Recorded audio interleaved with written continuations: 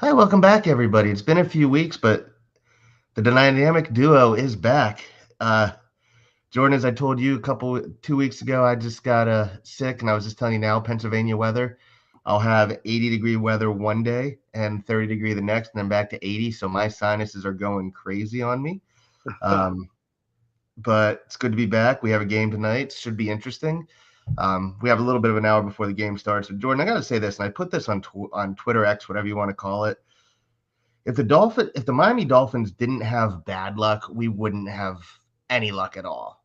Because I actually think at least the last two games we should have won. And just Murphy's law, whatever could go wrong does go wrong, but it feels like we should be have two more wins than we do. And it's one of those things where I'm disappointed that we lost, but it's just well, I don't really have much to complain about other than we lost.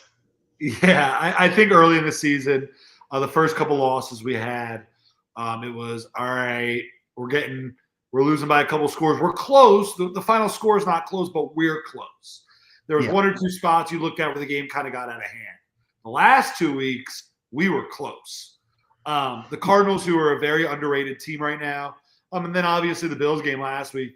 Both of those games we should have won. I thought Tua played exceptional last week. Against Buffalo. In both games, he had one drop snap that you can allude to as a pretty big drop snap. But for the most part, he's played pretty lights out. And now, before we were like, all right, the offense isn't letting the defense get into many good positions. Now it's, all right, defense, you got to match what the offense is doing. Yeah, and I'll say this too, not that the defense has played well the last 2 weeks, because it hasn't. Most of the issues, though, what I put is there's two things. One, we're just a walking wounded.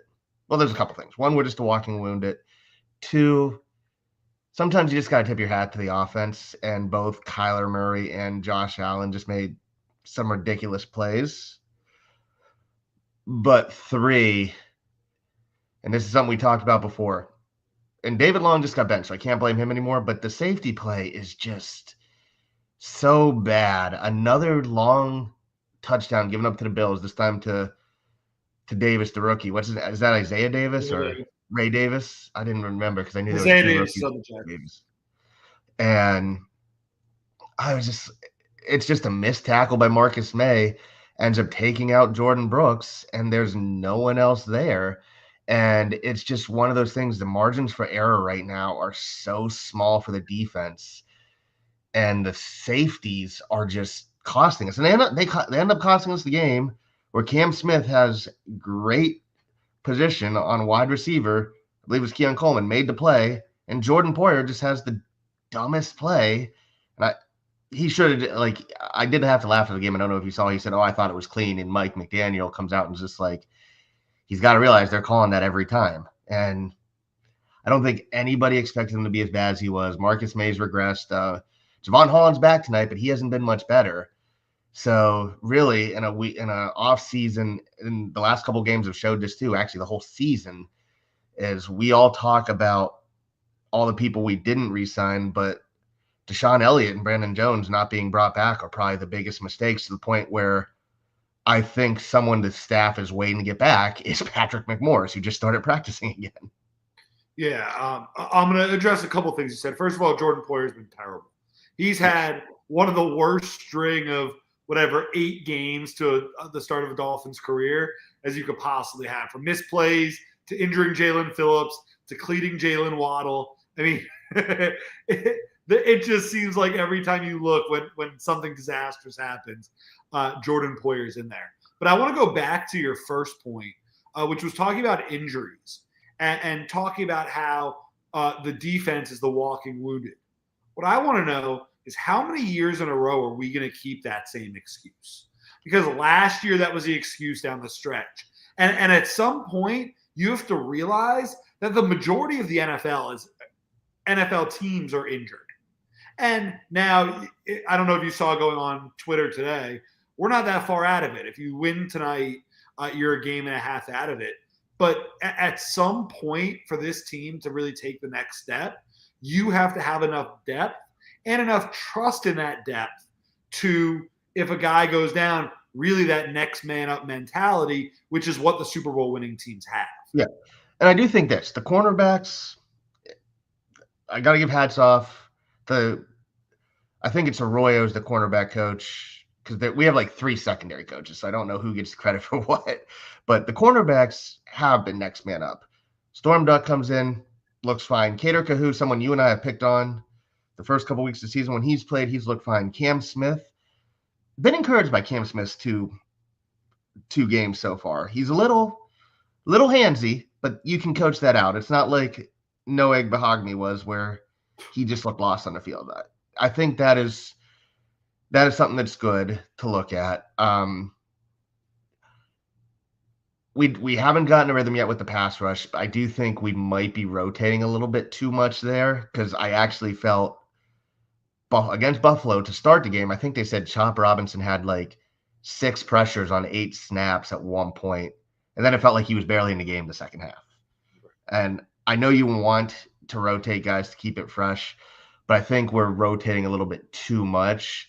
And without Bradley Chubb and without Jalen Phillips, we just don't have the guy to take double teams. And of course, Zach Sealer is out too, so that helps. But you're relying on a guy who everybody said is going to basically be a part-time player in Chop Robinson to get those pressures, because after a good start, Emmanuel Ogbah's kind of regressed.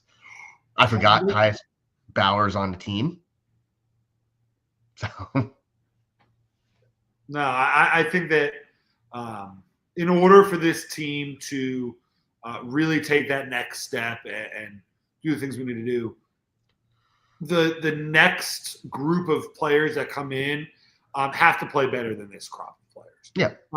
Now, I want to, at some point, as we move on over the next 20 minutes, start talking about tonight and start talking about ways for the current players to win and get themselves back in the playoff race.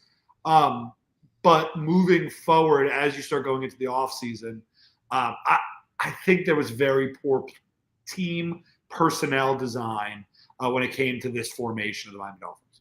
It definitely did, but I think we'll go back and say again that the one position I don't think anybody expected to be an issue was safety. And legit, the safeties, I think, have cost us 5 games. Yeah.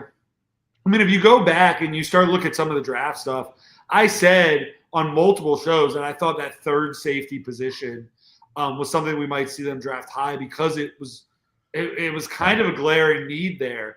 But obviously we have a lot of needs on this team. I just think that you see a guy like Javon Holland and you're like, all right, they have good safety play. They have Javon Holland, but really the key to being a good safety is having 2 of them. Yeah, and Holland has been good. And this might be a hot take.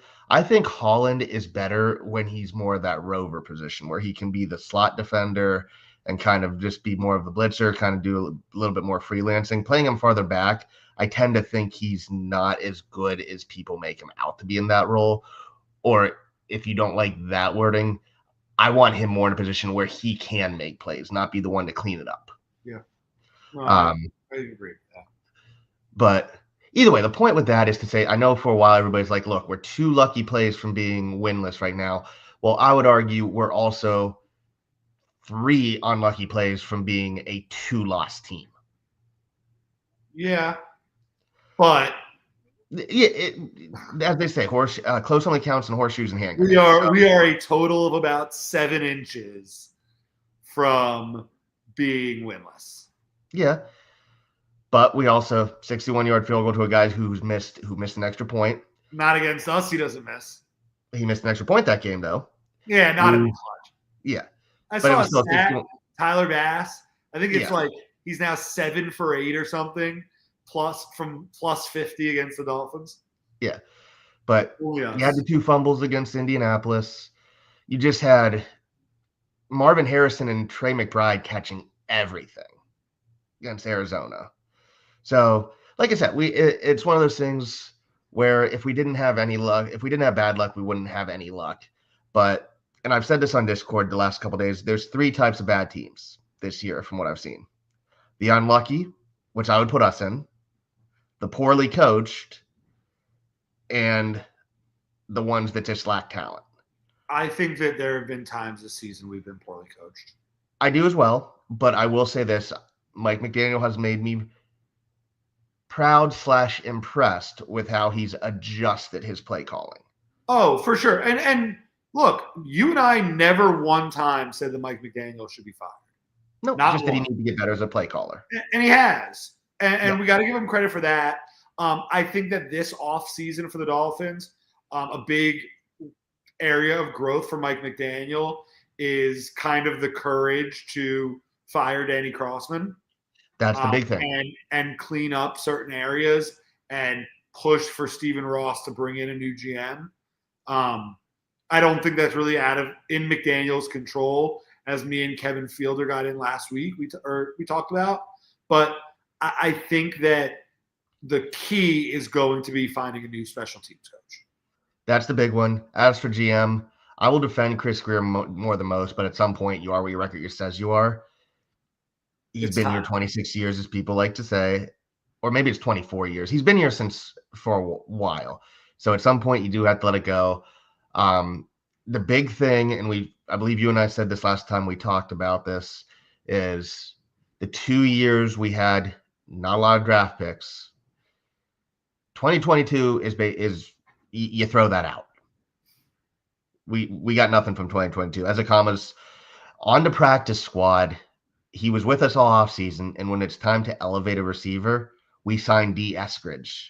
Yeah, that's the problem I think with Chris Greer is that even teams like the team we're playing tonight, the Rams, who went all in trading picks, they still found borderline serviceable players even with limited resources. Yeah, well, we have in the past too. Andrew Van Ginkel was a 5th-round pick who a lot of people said was undraftable.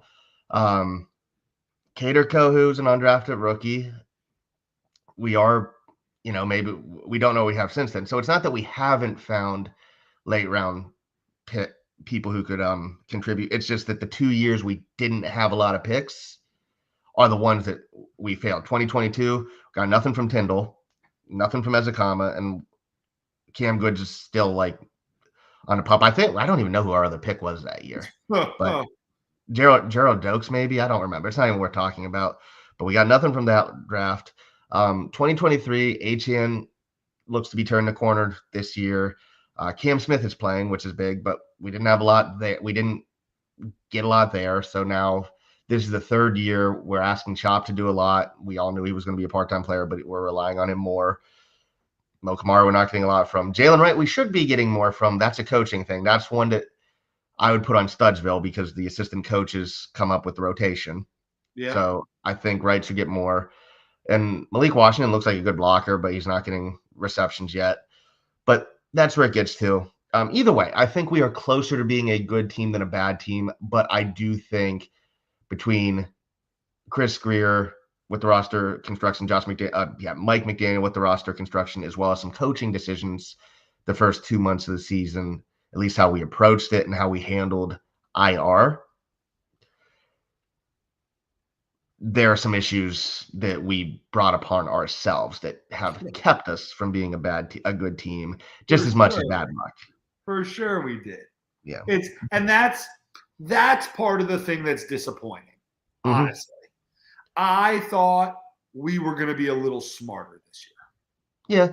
I didn't expect us to be making the same kind of the same Dolphins mistakes that we made the last couple of years, that we've made our entire lives. I expected more this year. Now, the beautiful thing about it is in 50 minutes or so, actually 59 minutes exactly, the Dolphins play football again. And we might sit here literally tomorrow night, we might sit here and be like, are we back? Like, I don't know. I say this almost every week, but there's a path. If we win tonight, that tomorrow we're talking about, can this team make a push for the playoffs? Yeah. Of course, the other issue, of course, is who beats the Dolphins more than the Dolphins? 2 weeks in a row, we were just rolling, and Raheem Mostert had a crippling fumble. Yeah. But And like I said, with the defense, I am more willing to tip my cap to just good offense the last 2 weeks. And at the same time, you don't expect Zach Sealer to break his orbital bone in practice and have to miss 2 weeks. So Yeah. Did you it's see Ingold's out tonight? I did. I was going to bring that out. Ingold's out. Austin Jackson's now on IR, so he's at least out for 4 weeks. So Zach, it's like I said, bad luck, no luck. We get Cater back, we get Zach Sealer back, we get Javon Holland back, and we lose Alec Ingold, who, for some of the struggles he has in the past game blocking, has been a beast in the run blocking. So I think that's going to be a loss tonight because that means more of the gruesome twosome of Julian Hill and Durham Smythe as lead blockers. Is uh Um, is Julian Hill going to play some fullback tonight? Either him or Tanner Connor. Oh boy. Um, Are you at all worried about how we match up with the Rams? I don't know if I'd say worried. I think the big issue is until, and this is a common theme too with that the Dolphins have been with the defense, is the pressures are there. The lack of separation from receivers are there, so the coverage is there, but it's always close but no cigar. So that's the issue is, and the law of averages says that those will even themselves out, and the defense will start matching up to those underlying numbers. But until it happens, it's all still hypothetical. So until we actually start getting those big plays defensively, I am going to be worried, especially because the Rams offense is getting healthy. But with the play calling we've had, especially since Tua's been back, with how Achane's playing, I don't have as many concerns because I think our offense, I think, is when healthy can hang with anybody. I think they've proven that even this year, and I think even with the injuries we're going to have, because Austin Jackson has been great in the run game, he is going to be a big loss, but I think we've proven this year when we commit to the running game, we can run on anybody. Yeah. And Rams have two rookies who are getting a lot of pressure, Fisk and Verse. So it's going to be a tough matchup, but for all the talk people have about us missing on Graham Barton, missing on Blake Frazier, I see all the talks on Twitter every week when those guys have a good game, though people surprisingly don't talk about the mid-round picks like Bordellini, who's been better than Barton. That notwithstanding, Brewer has been so good as a center. Like, he's been an upgrade from Connor Yeah. Williams. I No, can't really I've been a huge Brewer fan this season. Yeah. And with how Armstead's playing, it's like, okay, I'm not as worried. And we gave crap to Robert Jones because the first month and a half of the season, he was the worst player on the offensive line, and he's improved a lot. So I actually think even with the injuries, you're looking and you're saying, okay, the left side of the line, we should still be able to run behind. And as long as we don't get too cute, I expect the offense to still produce very well. I still have questions about the defense until they actually start making big plays. But the question is, do we? Like I said, that's the thing. The law of averages makes it sound like it's going to come, but until it actually happens, that is the issue. I like to be an optimistic person, so I think having Sealer back, he's going to take up the double teams, which is going to open stuff up for other people. And, as critical as I am of Javon Holland, he does have some big plays in him. So I think even though the last couple of weeks the defense has been injured, we are starting to get healthy. And Bradley Chubb should be coming back soon. So you think I if think we that's going to lose help. tonight that Bradley Chubb comes back? I think so. I do think if we lose tonight, a few players that might need surgery are going to get surgery that probably ends their season, though. Yeah. And here's the thing. I don't want to talk about losing because I think we have the talent to go on a run. But we're at the point now with where the team is that, and not to get into all the spiritual stuff right now, but at some point you just gotta what? The Sequesta tribe? I wasn't even gonna say that, but I was just gonna say sometimes you just gotta accept that it just ain't our year. And that's just basically what it's been. Cause like I said, it's Murphy's Law. Whatever can go wrong has gone wrong this year. So at some point, it's just like, Brett, I think that the Dolphins right now, going into this specific game against the Rams, which I promise in about 2 minutes we're actually going to talk about, we're at a fork in the road. Yeah. Okay? You either win out or lose out. No in between. Win out or lose out. I will say this. As much as I don't want to lose out, I want to make the playoffs because you get in, anything can happen. And if we go in winning out or even just getting one loss, we are one of the hottest teams in the league, and you do not want to play us. So that is a win to me. If we lose out, my dream of Mason Graham becoming a Miami Dolphin becomes more and more realistic. But even still him, and I know no one wants to talk about the draft, but for positions we have weaknesses in, this is a pretty good draft for that. I hate to say that, but I think King of Finland, I think it was King of Finland that put it on Twitter. We win, we're a game and a half out of the playoffs, which you mentioned as well. We lose, we have the 4th overall pick as of right now. I thought I saw 3rd. I saw 4th. It might have been 3rd. Either way, it is a win-win. And then for other people, it probably means the people who don't like Chris Grier means Chris Grier is a game closer to getting fired. Danny Crossman's a game closer to getting fired. If we lose tonight, I would not be, depending on how the special teams do, I would not be shocked if Danny Crossman got fired after the game. I thought that after the Colts game. I did too, but nah. Well, I thought that really going into the bye. I said it on the show before the bye. You did. And then the Colts game, and then now. But Brett, before we get into predictions and all that fun stuff, did you know that the Dolphins have the opportunity to make history tonight? Is it the one about if they lose, it will be the first time ever no team from Florida won a game in a weekend? The state of Florida right now is 0-11.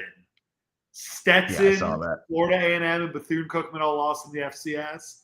FIU, FAU, USF, UCF, Miami, Florida State, and Florida all lost in the FBS.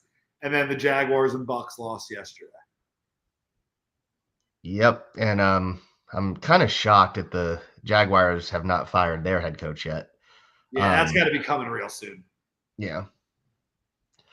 Yeah. I'll say this too before we get into the Rams. I went week 1 into onto a Jaguars podcast. Nice guys. But if you thought Tuanon was overprotective of Tua, man, these guys with Trevor, they were saying he was ready to be the number 2 quarterback in the league behind only Patrick Mahomes. You know how you know Trevor Lawrence is bad? When I watched a decent amount of that game yesterday, and yesterday I was doing a bunch of stuff during the day, so I wasn't really on my phone or my computer, so I didn't know much going into the games yesterday, and it was actually refreshing because the Dolphins didn't play, so did some cleaning and such. So I'm watching football, and it took me till about late in the second quarter of that game before I realized that Mac Jones was at quarterback and not Trevor Lawrence. Yeah. Yeah, Trent Baalke, I don't know why he's the GM, but he's probably getting fired. Doug Peterson's going to get fired.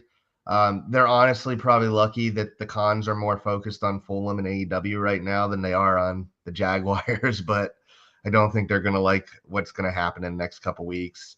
But yeah, I expect there to be 4 more coaching changes this season probably, just depending on when. I would be very curious to know in a situation where things don't go our way tonight, exactly what happens over the next 2 or 3 days. The only change I could see happening is Danny Crossman getting fired. Otherwise, I think any changes would happen in the offseason. I do think, and again, just to give everybody full disclosure, when it comes to rotations, that's on the assistant coaches. Position coaches choose the rotations.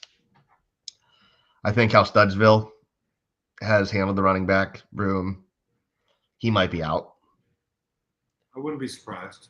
I think Wes Welker could be out because We still have really yet to have that third option. That's not all on him, but he hasn't developed anybody. he hasn't developed anybody, and he also banged the table for Eric Ezekama. So there is that, but I'm not going to give him full blame for that. So I think he could be gone. I think we keep John Embry because of his history, but man, did we get the tight end room wrong this year again, aside from Johnny Smith. Everybody else on offense, I think, is close. I think maybe you see some assistants on the defensive side get reshuffled or leave, but I don't think it's going to be anything where like, oh, I don't think we're going to be looking. I like Weaver's scheme enough that I think the only way Weaver leaves is if he gets a head coaching job. Yeah. So, yeah. And I don't know if, based on how our defense has played so far this year, if he's going to get a job. I don't think he will yet. I think, like I said, I think the scheme. I think he's a couple years away, or even a year away. Year or two, I think. But I do think, like I said, I think the scheme's there. So many of the issues are just one player making a mistake, and the one player is usually David Long or Jordan Poyer or Marcus May or Javon Holland, who are not players you expect to make those mistakes. Like if I told you we're losing just because Chop Robinson's now playing every game and he cannot set the edge, I think you'd be like, well, okay, that's expected. But when we're saying David Long is playing so bad, we benched him and he's not getting any snaps on defense after being one of our best defenders last year, that's not something you're expecting. Yeah. So that's where I'd say I think the issue more, I think we're a lot closer defensively. But yes, I don't expect Weaver to be getting a head coaching job either way. But on to the Rams. They are getting healthy. I saw they activated Steve Avila. I think they activated another offensive lineman. I don't remember if it was Jonah Jackson or Kevin Dotson, but they're healthy on offense. They got Puka Nacua and Cooper Kupp back. Kyron Williams, as I've seen from my fantasy team, is having a great year. So it's going to be another tough game. They have a very similar scheme to us. So it's not going to be anything we haven't seen. I am going to laugh if this is the Hunter Long revenge game because he is still on. Can't be. I don't think it will be, but it is kind of funny to see that he is on this. The Rams do have two very good rookies, as we mentioned, on the defense, and Braden Fisk and Jared Verse. I haven't seen the stats. I don't think the defense overall is doing that well, but I think, like without seeing the stats, but I think the issue is more they're kind of where we are, where it's just a young, well, we're not really a young defense, but it just feels like they're still just trying to figure out who are actually pieces on defense or actually ready for key roles. But I do expect us to be able to run on them. The question, I think, is going to become which offense makes a mistake first. Matthew Stafford, I think I will stand by this, I think he's one of the more underrated quarterbacks in league history. For sure. Like for a while, he was one of only like three or four quarterbacks to have a 5,000 yard passing season. So I know more have had since then, but I don't really think people really appreciate how good Matt Stafford is. But he is still a gunslinger. So even as good as he is, as he can still make all the throws, I think he is pretty mistake prone. That being said, as much as we love Tua, and Tua's been good at this since coming back, but Tua has also been known to go for the home run ball occasionally. So I think it will come down to who makes the mistake first. Will it be Tua, will it be Stafford, or will it be someone else? And I also think it'll be who has the ball last, as it really has been for the last couple weeks for us. So if the Dolphins do not have the ball and it's a one-score game with 5 minutes left in the fourth quarter, I think we lose. Well, that's Stafford's MO. It's the Staffords. It's the Kirk Cousins. It's now really the Baker. It's going to be a one-score game. It's going to be late in the game. They're going to have the ball. It's do you stop them or not? Yeah. And it's going to 2 weeks in a row. I think that the Dolphins 3 weeks in a row, I guess. And I don't know if, Brett, you can tell me. I don't know if I've ever picked against the Dolphins. in the history of this show. Maybe Maybe once or once. twice. Maybe Maybe once. that Baltimore game. I think At you did. the Tennessee Yeah, I game. think we both picked against Baltimore. I think that would be the one. I think I even picked the Dolphins at Kansas City. Yeah, you did. I'm going to say it's going to be 4 games in a row. I think we win. Because I'm the optimist here. I do think we win. I do think we go on a win streak. But if we lose like that, the only way I will be angry is if we lose like we lost most of October, where You it's mean just the way we've lost for 2 years? well, I mean incompetence. 3 years.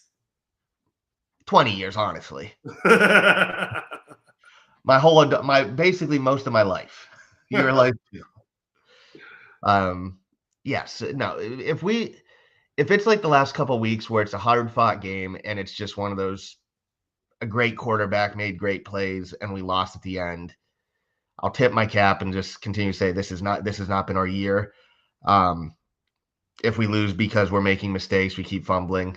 And for him, I know he's been good. If Raheem Mostert fumbles again today, I am making him inactive and saying Jeff Wilson's coming back onto the active list. Because if you're like, I don't care if they're good plays by the defense. If you fumble 3 weeks in a row, you should not be playing. I don't care who you are. So that'll be something to watch. Fumbled snaps you deal with because I think Brewer and Tua have been good enough. And I think I'm at the point now because it's honestly, this is not a criticism of Tua, but there have been snap issues basically ever since Tua became a Dolphin that you just kind of have to deal with it. 2 in a row hit him right in the hands. Yeah. And I'm just going to say that's something you just kind of have to deal with and say, okay, he's going to make plays 9.5 times out of 10. So it's not a big deal. And you're just going to deal with that. But with a running back, especially when you have 2 other running backs who are younger and have been producing, pound sand if you fumble again. I'm counting down the days till I don't have to watch Durham Smythe play for the Dolphins again. So I will keep banging that drum. I am telling you, Brad, if we run it back, if both Julian Hill and Durham Smythe are on the Miami Dolphins week 1 of next season, I won't do this show. I think Hill will be back because I think he's shown enough that he just has to cut down on the fumble. Both of them are on the roster week 1. I'm out. That's fair because if both of them are on the you can't keep both of them, especially not at Smythe's cap hit. And he's just there was one play, I don't know if you saw it. He was against last week against the Bills. He was just blown up like right away. It's bad. Every week, yes. Nope, I think we win this tonight. If we don't, like I'm starting to shut people down, and it's like, you know what? Tyreek, go get the wrist surgery you apparently need. Let's see what Malik Washington has. Javon Holland, go get the surgery you need if you need it. Let's go see what Patrick McMorris has. So that's where I'm at. At this point, if we lose, and just see what the kids have that aren't playing, see what we can build off. Get Andrew Meyer in at some position to see if he had. Get all the kids in. That's what I'm saying. Yeah, just see what you got, because at this point you're trying to see who you have that you can help build to next year. Because lost in the offensive line's improved play is both of our guards are free agents. So, and I know you want that Eichenberg extension so bad. Yes, I do. Max. Brett, I'll give you before we get off here, because I know people have stuff to do before that game starts. I'll give you 2 prop bets for tonight. Okay. Prop bet number 1 is that both teams, and if you're playing responsibly on the Hard Rock app, you can find it under game specials. Both teams to score a rushing touchdown is roughly even. It's either minus 110 or plus 110 just about every game. I would take both teams to score 1+ rushing touchdown. The other one I will give you is what I don't know what the number is, but whatever Odell Beckham's over is playing at LA, I will take it and get burned one last time. I'll take the under. Okay. But I will I will give No, you I one. don't have the app. Yeah, I don't have an app. I'm just going to give one off the top of my head. Over under 125 total yards for HN tonight. 125. Yep. I like that. So I'm going to say over. Odell is over under 9.5 receiving yards. Under. I will take the over. I will take the under there. But yeah, this is a short, abbreviated episode of the list. Before we get off, score prediction. You didn't give us a score. 30-27 Dolphins. Whoa, that's high scoring. What's the over under on the game? Oh, that's a good question. I did see we're 7-point favorites against the Vegas next week. We are 2-point dogs. The over under is 49.5. So you have way over. I will go. I did pick the Rams. I will go Rams 28-24. All right. Sounds good. Hopefully, after this game, Jordan. I would love to be wrong. Yep. Hopefully, your weekly, I would like to call if we are back moments on Twitter can actually be right. Because I think I see you put that every week. Every time we make a good play. Yeah. Every time. But the funny part is, and me and my brothers do this, it's we make a good play and we're like, are we back? And then we make a bonehead play right after and we go, yep, we're back. But I am looking forward to this game. Hopefully I do not go end my 3-day weekend pissed off. But we are going to call this at 36 minutes. To all our Fin fans out there, enjoy the game. Next time we talk, hopefully Jordan and I are not talking about draft prospects and not complaining about Danny Crossman more than we have to. Or we might really be talking about draft prospects. Yeah. And complaining about Danny Crossman more than we have to. Brett, if we win tonight, our next episode is this is how back we are. If we lose tonight, we can start looking at some of those college players. Sounds good to me. All right, buddy. All right, later. Yep. Go Dolphins. Yep. These are our